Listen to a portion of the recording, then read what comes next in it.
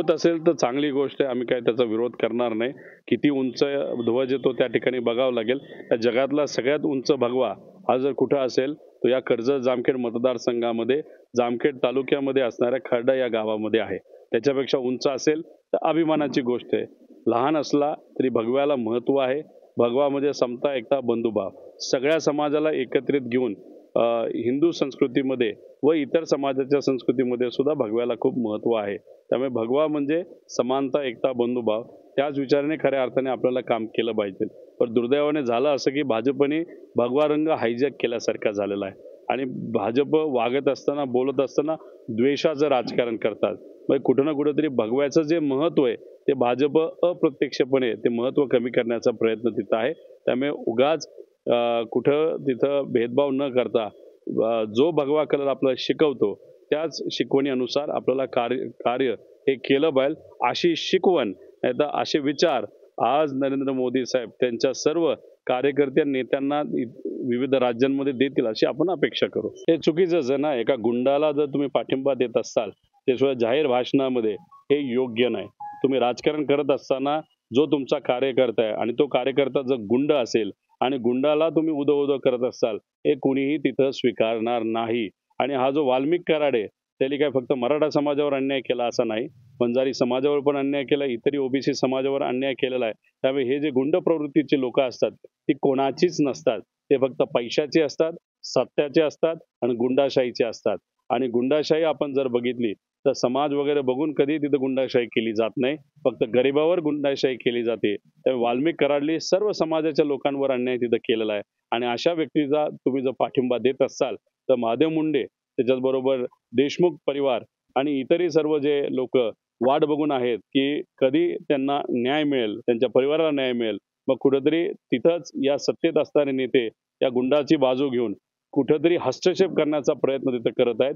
या गोष्टीची नोंद कोर्टाने सुद्धा घ्यावी आणि पोलीस प्रशासनाने सुद्धा. महाजन साहेबांचं काय झालं की काल परवा जे भाषण त्यांचं होतं 12 मिनिटाचं भाषण होतं आणि 8 मिनिटं हे माझ्यावर त्यांना बोलावं लागलं. आणि ते बोलत असताना खाली देवेंद्र फडणवीस साहेबांना सुद्धा त्याच्यामध्ये काही गोष्टी त्यांना सांगाव्या लागल्या. त्यांचा आवाज आपण ऐकला असेल त्या माईकवर आलेला. म्हणजे कुठं ना कुठं तरी एक गोष्ट खरी आहे की कर्जत जामखेडचं राजकीय वचन इतकं वाढलेलं आहे की या मतदारसंघाची आणि या मतदारसंघाच्या आमदाराची दखल ही मोठ्या मोठ्या नेत्यांना त्या ठिकाणी घ्यावी लागते. खरं तर त्यांचं कर्तृत्व तेवढं मोठं असतं तर मग कदाचित गुंडांचा वापर करून त्यांना नगराध्यक्ष पद हे बिनविरोध करावं लागलं नसतं. खरं तर त्यांच्याकडे एवढे वर्ष मंत्रिपद आहे, त्यांच्या जिल्ह्यासाठी आणि त्यांच्या भागासाठी कुठली एखादी फॅक्टरी आणली जरा लोकांना त्यांनी सांगावं. त्यामुळे उगाच हवेत न बोलता. आणि राहिला प्रश्न बाबांच्या बाबतीत, त्या भागामध्ये बाबा म्हणजे आजोबा. आम्हाला अभिमान आहे की पवार साहेब हे आमचे आजोबा आहेत, त्यांच्या मार्गदर्शनाखाली आम्ही त्या ठिकाणी लढतोय. आम्ही कुठे विचार बदललेले नाहीत, आम्ही कोणाची लाचारी स्वीकारलेली नाही. आणि महाराष्ट्रातले नेते त्यांना मंत्रिपद देत नव्हते, दिल्लीत जाऊन किती वेळ त्यांना फेऱ्या माराव्या लागल्या. आणि आता एका मंत्रिपदाचे ते मंत्री आहेत जे मंत्रिपद 2 विभागामध्ये डिवाइड केलेलं आहे. एक विखे पाटील साहेबांना दिलं, एक त्यांना मिळालेलं आहे. म्हणजे पुढच्या वेळेस ते मंत्री होतील असं काय वाटत नाही. 100% घोळ झालेला आहे. याच्या आधी आम्ही म्हणत होतो, नंतर एकनाथ शिंदे साहेबांचे आमदार आणि नेते बोलायला लागले, नंतर अजितदादांचे आमदार आणि नेते बोलायला लागले आणि आता भाजपचेच बोलायला लागलेले आहेत. याच्या आधी सुद्धा नवी मुंबईमध्ये असणाऱ्या ज्या भाजपच्या आमदार आहेत त्यांनी सुद्धा या बाबतीत काहीतरी वक्तव्य केलं होतं. त्यामुळे आता सगळ्यांनाच कळलेलं आहे की गडबड तर नक्कीच तिथं झालेली आहे. जामखेड नगर परिषदेमध्ये आज आपण बघितलं तर 32,000 मतदार आहेत, पण त्यातले 3,500 ते 4,000 हे दुबार नावाचे आलेले आहेत.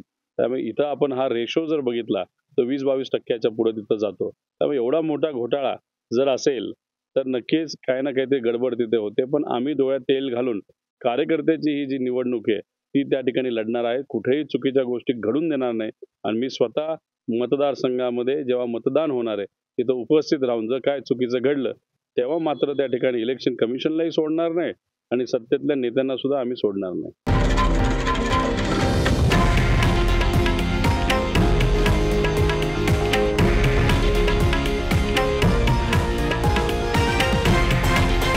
हे आहे देशातील नंबर 1 न्यूज नेटवर्क आणि आपण पाहत आहात TV9 मराठी, एकमेव.